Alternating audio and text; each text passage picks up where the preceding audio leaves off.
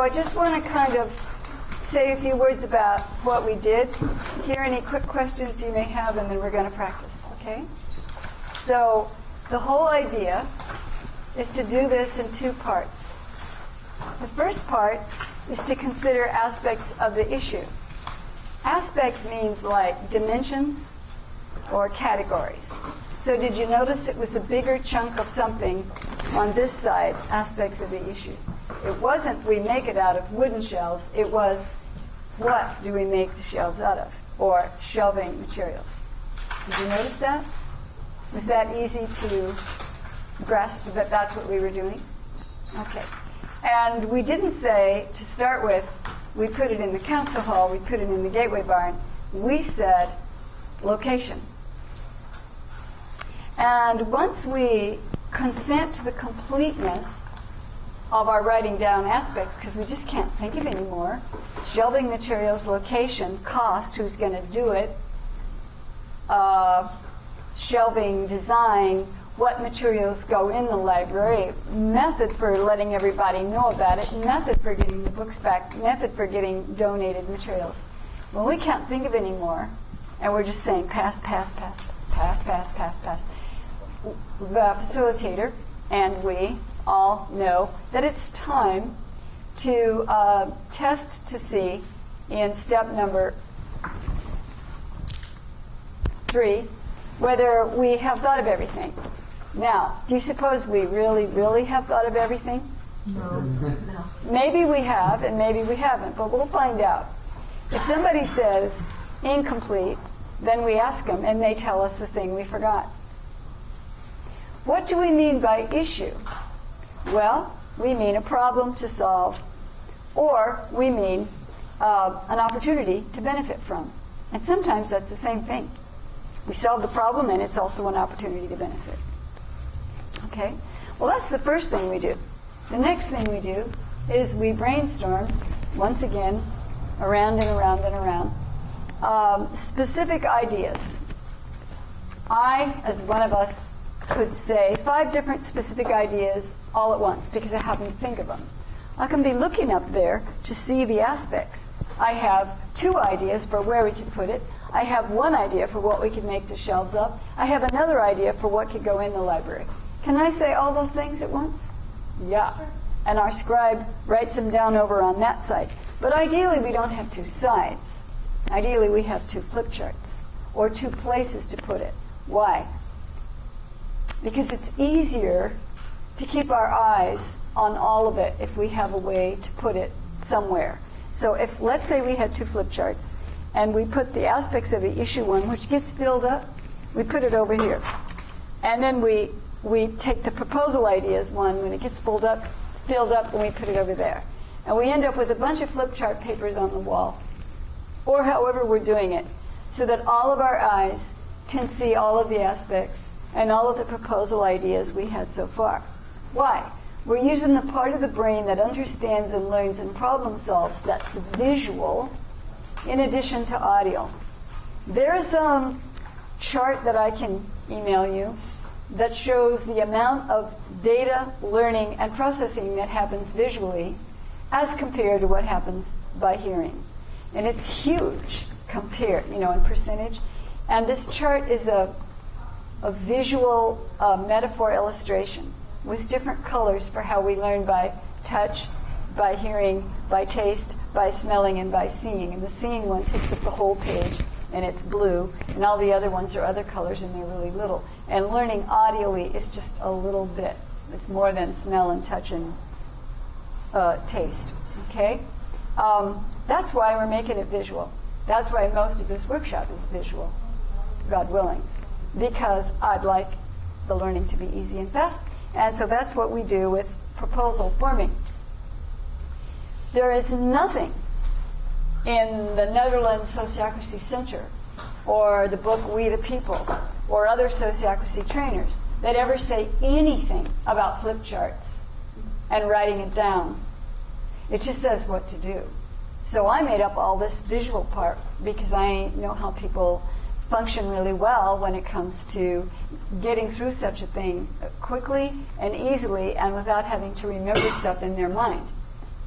It's really easy to let verbal things evaporate into the air, and then we don't remember that somebody said that, but it's not easy to forget if it's in big letters in front of our eyes that we can all see. So we're doing a kind of coordinated multi-brain brainstorming thing about, first of all, the aspects of the issue, and secondly, the specific ideas. Our scribe is checking off aspects of the issue each time we have one or more proposal ideas that fits into that aspect. Do you see what we did? Aragorn, our young prince, checked off shelving materials. Each time we said wooden shells, particle boards, metal shells, plastic shells, donated shells. Check, check, check, check. Do you see? Okay. Could you hold on to your question? Okay. So the whole point here is we do the larger category aspects before we do the smaller category specific proposal ideas. What is the point here? The idea is that we make a complete proposal or a series of proposals. Because what if it's complex or controversial? Paul, we might first want a proposal that is about researching what a stove might cost in a reasonable amount of money given the current market on used and new stoves that have 6 burners. Okay? And the second proposal might be, once we have that data, we go forth and purchase. Could we do that? Sure. Don't forget your question. Do you have anything to add? I would just want to make sure that everybody got that, because we didn't write things down, and going through this process, it's very satisfying to watch stuff get checked off. So what was happening is aspects were written down, and then as ideas address them, they get a little check so that at the end you can see all the aspects we brought up when we were in that free-form brainstorming section that really got into what we're talking about here. All of those things ended up being addressed by specific ideas. So I guess I would just re-ask that question, as if everybody understood what was happening there with the checks and the differences. Why was Aragorn writing squiggly marks? Because if Aragorn wrote down each thing, really, it would take a long time, and we'd be sitting here going, oh my God, this gets going on forever, and we're going home soon.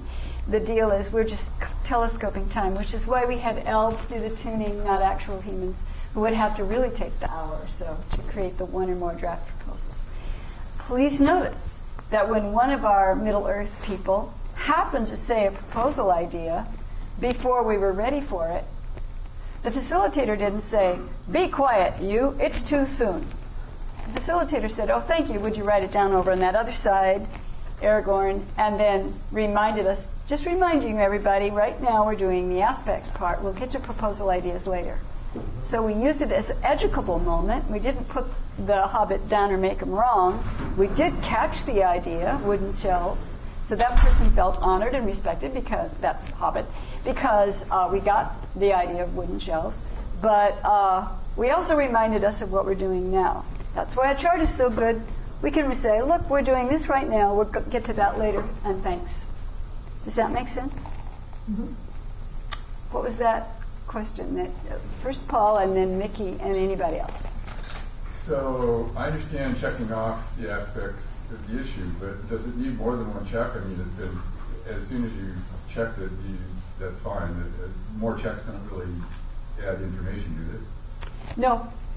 Thank you. On the other hand, let's say the scribe likes to make check marks. Let's say we think it's fun and cool to watch that we have a whole bunch of ideas for that one aspect. And we see check, check, check, check. Who knows whether we'll do it that way or not. Sociocracy itself, as a structure, does not say to do it or to not do it. We can decide. So thank you for asking that. Mickey? I would add to that, kind of like using a turn signal. It's just a nice habit to get into, that every time you're writing down a specific proposal idea, you do understand that it has linked to an aspect. Okay. So that would be my... So ladies and gents, what happens when we look at our multiple flip chart pages of aspects of the proposal after we've been doing specific proposal ideas, and we see one of them that doesn't have any check marks? We know what we need to start focusing on then. Or maybe we did have an aspect of the proposal, but our scribe just didn't check it off, so we remind him. We're all looking at all of it, so all the brains in the room, like a fabulous supercomputer, are making it all happen. Okay. Mickey. I'm curious, when your tutors are not, elves, like, it's First, me, and we'll get it them seems like, spells if you can. right, it seems like them taking, an hour or even half an hour pretty much like breaks this process, right? You're sort of like, you get, not like breaks it, but it stops it. Like, you get to the middle, it interrupts it, and you're like, we're not going to do number 6 until the tuners come back. Like, how often does that happen? Well, in the same meeting, or like? Well, there's multiple ways this can happen. And you know that famous glass of lemonade with the lemonade up to the middle of it? One way to say it is that it breaks the process. The other way to say it is it's a 2-step process when the proposal is going to be long and complex, or multiple proposals. So why don't you address those tuners when they're humans? When do they do it? And how do they do it? Depending on which whats. Well, it depends. It's really up to the group. It could be 5 minutes. It may feel like there already is a pretty complete proposal, or you simply would reschedule and start again. Or we would know that we're doing this in 2 steps, 1 step in this policy meeting, another step in that other policy meeting, and our tuners go out and do it between now and that next meeting. Or it's a seriously important, we better get it done quick thing, so we have our policy meeting today, Thursday evening, and then we schedule one for Saturday evening or Saturday morning, which is not our normal time, but there's only 5 of us or 6 of us, so it's not that many people to schedule. Our tuners create a time to meet in order to do the proposal draft, and then they bring it back to that Saturday morning meeting. We could do it that way. Alex. It says it can also be multiple drafts that the tutors come back with. You mean multiple proposals? More than multiple one? Proposals. Mm-hmm. And then how would you go about it if you have, like, I'm imagining that they would only come up with 2 different proposals if they're conflicting in a way, but they, like... No, never. So I'm imagining, please correct me, but I'm imagining is that if you have specific proposal ideas that are conflicting, and then the tuners feel that they want to reflect that and come up with 2 different Never. proposals? No, never. Because it's just proposals. In what situation would there be multiple proposals, and how do you go about it? The multiple proposals aren't offering conflicting suggestions. They're 2 proposals in time, or 3 or 4. Different things. Which are in different stages of moving forward towards the goal. Different elements. Like different issues. Drafts. No, steps. Different Step. steps. Yeah, like V1, V2. No. No. It's like first this and then follow on and then follow on and follow on. So earlier, Paul asked the question, what do you do when an issue is showing itself to be longer, more complex, seems too much for one proposal? You may decide that what you need is a proposal for research. You may need a proposal for implementation. You may need a proposal for follow-up or the steps in between. There may be multiple pieces of this project to address, and each of them may need a different proposal. And so that would be the multiple proposals, not for the same issue. Yeah, they go through time. But let us address the issue, which could occur and does occur, that we have conflicting brainstormed proposal ideas, because we will sometimes, right? Let's say we have proposal ideas for shelves that go like this. Wooden shelves, metal shelves, plastic shelves. So when our elves or humans create that part, they'll say the shelves could be made of wooden, plastic, or metal, or any of all, right? Okay, let's say we have never particle board at off gases. Let's say we have particle board, why not?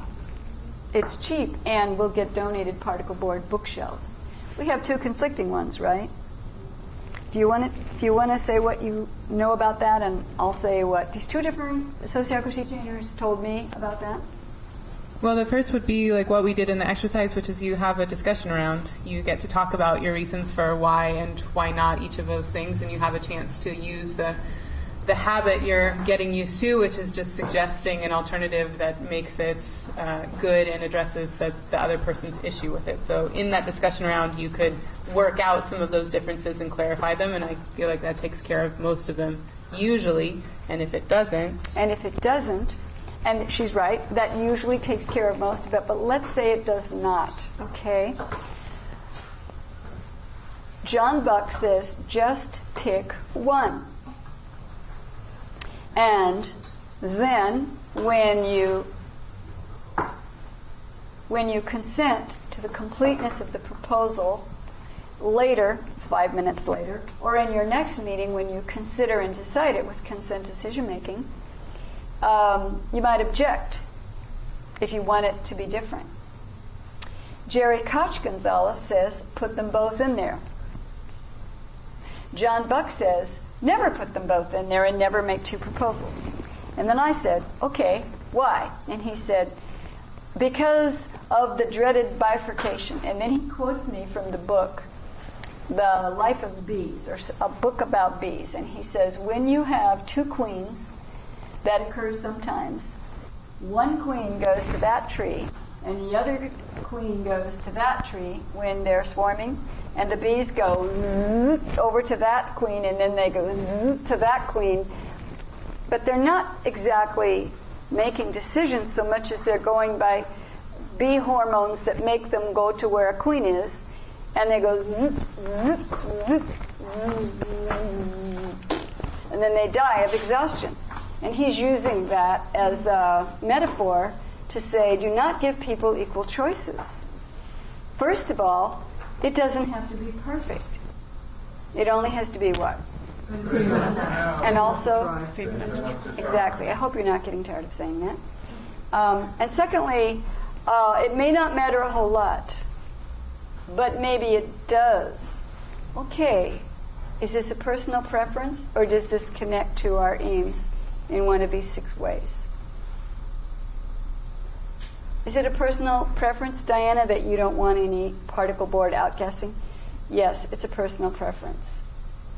Do you think this will be the personal preference of everybody in the community, or most of us in the community, Diana? Because I really do have this preference about particle board. I don't know. Let's since this is not a time-sensitive proposal, let's do a survey of community members and ask them if it matters. Somebody else in the circle says, if we put Safe Coat or Safe Seal, these are products you can buy, that seals off the outgassing, would that be acceptable to you? Because we have these inexpensive donated shells, but they wouldn't outgas. Yeah, that'd be acceptable to me. Oh, do you withdraw your objection? Yeah, I do. Not that I've objected exactly, but I'm trying to advocate for this one thing, not the other. If it is a controversial, big, or complex issue, we do it in a whole group meeting. When we do it in a whole group meeting, we use the Sociocracy elections process to select our 2 or 3 or 4 tuners. If we're in our small circle and it's not controversial, we just have anybody who's got the time wants to do it. Does that make sense? At the end of all of this, when we are, let's see here, when the tuners come back and they present us a draft proposal, do we consent to the proposal? No. Why do you say no? We only consent that it addresses all identified aspects of the problem. That's right. Mickey, would you say that again and louder? Because that's very well put. We're only consenting that the proposal addresses all identified aspects of the problem. That's right. That is to say, it's complete. What we could do if we wanted to is to take our flip chart pages, also the person taking minutes in our circle is getting this all down, right? This is a case where we do write it all down. We want to have it with us when we're going to decide, when we're doing consent decision making. Why?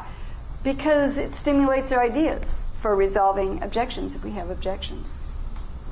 So, Lauren is correct. Most of the time, just discussing it and hearing what's behind it and getting some sense and getting some data will resolve it when we've got conflicting things, but not always. Hey, if we can't figure out how to do this, could our circle take the whole issue to the general circle and request a whole community meeting to do proposal forming from the whole community? Sure we could. Could we take this to the general circle and say, listen, you all do it? Not the whole community, but you all. Could we do that? Yeah. And they might say, okay, sure. Or they might say, nah, we need to check in with the whole community. Could the general circle say, no, we're not going to check in, we're not going to have the whole community meet, but we'll do a survey? Sure. Could the general circle say, hey, listen, we're kind of busy. Why don't you do the whole community survey? Oh, all right then. Could we do it any of those ways? Yeah. Hey, listen, does Sociocracy have rules whether we should do that or mandates that we should never do that? No. It leaves it up to us, right? Okay. Anything to add? I can just share that when we were training our group in how to do the proposal forming process, the example proposal we used was how to take the first steps towards adopting Sociocracy. It was just an example. It was not a real proposal, but then it was very convenient at the end of the weekend to have a proposal on having that happen be available that we did fine-tune and present. So just if anybody wants to take this back to a group, I can say that worked well for us. I went to the same community about a year after they did this, and they had had some governance drift. Can you visualize what governance drift is? Mm-hmm. We agree to do a certain kind of governance, and we don't have everybody learn it because some people don't want to learn it or they're out of town, and we don't really have that agreement that they say they'll learn it when they can. And then some people who haven't learned it say things like, are we doing that again? Which lowers the morale. And then we have people work on an issue for a while, and then they get frustrated with it because various things of it aren't going to work out, given our budget, given our time limits. So we drop it, and then one of our members makes a proposal themselves on their own, all by themselves, up at midnight, burning the midnight oil because they're feeling passionate, and they bring it to the general circle meeting. But I happen to be there as a kind of a guest hanging out. And ahead of time, I offer to do proposal forming after that person presents their proposal. So the person presents their proposal, but we all know I'm going to do a proposal forming session. So then I become the guest facilitator and say, let's grab all of those ideas in Hildegard's proposal while they're fresh and put them here on our aspects of the issue and specific proposal ideas. And we do that. And then we say, okay, let's shift to categories of the issue. And various people say, what about, and they name some big thing that was not in the one of the Hildegard who burned the midnight oil. And then somebody else says something else. Really big, relevant issues that weren't addressed in the one-person proposal. A group can think better than a one person, especially if we put it into a structure where we're going around, right? And so we didn't get very far. We just filled out 2 pages. We had a scribe. I scribed aspects of the issue. The other person standing on the other side, who was left-handed, scribed specific proposal ideas. We put them on the wall. We got an ad hoc committee who wanted to continue the work. They did exactly this because they were re-inspired, having gotten a little booster shot of Sociocracy training by the visiting Sociocracy trainer person, and they loved it. And they said, this feels so good. Let's do this from now on because this is so clear and it's so complete and it really scans through our brains for aspects and specifics. And they ended up with a proposal they really liked. And all they had was a bit of a booster shot of Sociocracy. They remembered what they'd learned from Lauren and they liked it. Some new people saw it for the first time because they didn't want to have anything to do with the socio thing. And they said, ooh, they liked it. And how Tag did team. Hildegard? What? How did Hildegard feel? She was fine because we honored her.